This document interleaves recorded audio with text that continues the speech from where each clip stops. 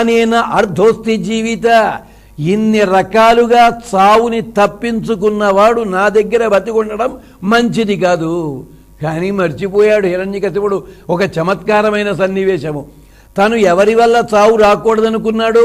గాలి వల్ల, భూమి వల్ల, కొండల వల్ల, పర్వతాల వల్ల, వేటి వల్లనైతే చావు రాకూడదని కోరుకున్నాడో అలాంటి చావు లేకపోతే ఎంత ప్రమాదమో చూపిస్తున్నాడు. ప్రహ్లాదుడు కూడా వీటి వల్ల వేటి వల్ల ప్రమాదం జరగలేదు.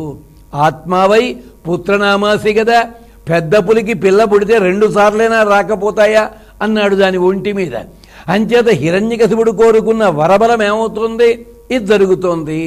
ఎప్పుడూ గుర్తుపెట్టుకోవాలి, మనమేదో పుణ్యం చేస్తాం, ఆ పుణ్యం వల్ల మనకి ఫలితం లేకపోవచ్చుగాక, కానీ పుణ్యఫలము తరువాతి వాళ్ళు అనుభవిస్తారు. ఇలాంటి వాళ్ళని ఎంతోమందిని చూచాము. ఉన్నట్టుండి ఒకడికి ఎవడికో పేరు వచ్చిందంటే అర్థం ఏమిటి? అతనికి కాదు, ఎవరు బహుశా అతని పూర్వీకులు ఎవరో ఎక్కడో అద్భుతమైన పని చేస్తుంటారు, దానివల్ల ఎవడికి పేరు వచ్చి ఉండకపోవచ్చు. ఆ పుణ్యము ఇక్కడ దాకా పనిచేస్తోంది. అలాగే హిరణ్యకశిపుడు కోరుకున్న వరాల బలము ఇక్కడ దాకా పనిచేస్తోంది. ప్రహ్లాదుడికి ఏమీ దెబ్బ తగలటం లేదు. ఇక్కడ సరిగ్గా పోతన్న గారు ఇక్కడి నుంచే తీసుకున్నారు ప్రధానంగాను. ఈ భావాన్నే తీసుకుని చాలా చెంపకమాలా వృత్తంలో చెప్తారు. ముంచితి వార్ధులన్, పిల్లవాడిని చూసి నీళ్ళల్లో ముంచాను నేను. ఇది వివరణక్కర్లేదు. పోతన్న గారి పద్యాలన్నీ కూడా అందమైన తెలుగు పద్యాలు. దానికోసం జిమ్మిక్కులు ఏం చేసుకోక్కర్లే, మామూలు తెలుగు వచ్చినట్టయితే శుభ్రంగా అర్థమవుతుంది. ముంచితి వార్ధులన్ గదల మొత్తితి, శైలతటంబులన్ ద్రొబ్బించితి, శస్త్రరాజి పొడిపించితి, ఇభయింద్ర పంక్తిని త్రొక్కించితి, ధిక్కరించితి, శపించితి, ఘోరదవాగ్నులందు త్రోహించితి, పెక్కుపాట్ల అలయించితి. సాగుడు ఇదేమి చిత్రము. పోతన్న గారి పద్యాల శైలి ఇలా ఉంటుంది.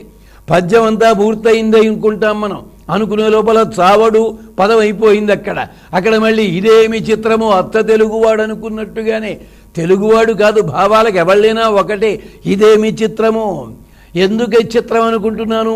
ఎరుగడు జీవనౌషధములు.